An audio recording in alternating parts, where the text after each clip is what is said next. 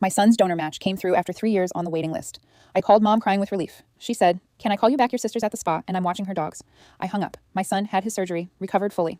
6 months later, Mom called asking for $4,200 for a family emergency. I took a deep breath and said, "No." The word landed quietly. Mom went silent for a second. Then she laughed. "Stop joking. Brittany's brakes are gone. The mechanic said metal on metal. Charlie also needs surgery, and my inhaler refill is due. We added everything up. It's $4,200. I was standing in my kitchen with Paul's lunchbox open on the counter. Peanut butter sandwich, apple slices, blue thermos. Paul sat at the table drawing sharks in a notebook the transplant nurses gave him. 3 years on a waiting list. Dialysis machines. Hospital bracelets. And when the donor call finally came, my mother had been watching my sister's dogs. "Did you hear me?" Mom snapped. "Yes," I said. "And no." Another pause. Longer. "What do you mean no?" "I mean I'm not sending money." Her voice sharpened instantly. "You've helped before." I leaned against the counter and opened my banking app. Second account from the top. Family Support Fund. Balance $91. 244. 3 years of Friday transfers. Groceries. Tires. Vet bills. School clothes. Every emergency. Every favor. Every time someone said, "We'll pay you back." Mom started again. "Brittany already scheduled the brake repair. You can't back out now." Paul looked up from the table. "Mom, yeah. Can I swim at Jamie's party Saturday?" I nodded. Doctor said yes. He smiled and went back to drawing. Mom was still talking.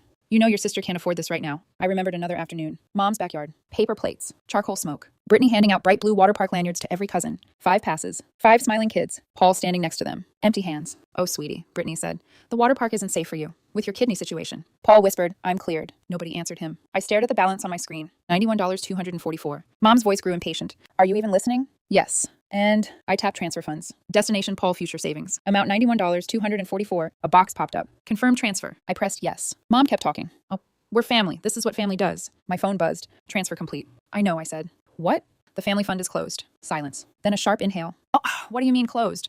I moved the money. Moved it where? Paul slid off his chair and walked over. He leaned against my arm. I rested my hand on his head. "To the only person in the family who needed it." Mom's voice rose. "You can't do that." "I already did." "You owe us." My phone vibrated again. Account closure confirmation. I took a screenshot. Then I opened the family group chat. 1 message. 2 screenshots. No explanation. Mom suddenly whispered, panicked. "What did you just send?" My phone exploded with notifications. Brittany. Cousins. Uncle Dave. "What is this?" "You emptied the account." Brittany called. I declined. Through the window, I saw headlights turn into my driveway. Brittany's SUV. Door slammed. Mom whispered into the phone. "Your sister is at your house." I looked outside. Brittany stood halfway up the driveway staring at her phone, reading the screenshots. Her face changed. Confusion. Then anger. Then something worse. My phone buzzed again. A new message in the group chat. From Uncle Dave. "Wait, if the account was in your name, why did Mom tell everyone it was Grandma's inheritance fund?" Brittany stopped walking. Completely still. More messages started flooding the chat. Questions. Accusations. Numbers. I unlocked my phone. Opened a folder labeled receipts. 3 years of transfers. Every dollar. Every name. Brittany pounded on my front door. Hard. My phone kept vibrating. The family chat was spiraling. And I hadn't even sent the spreadsheet yet.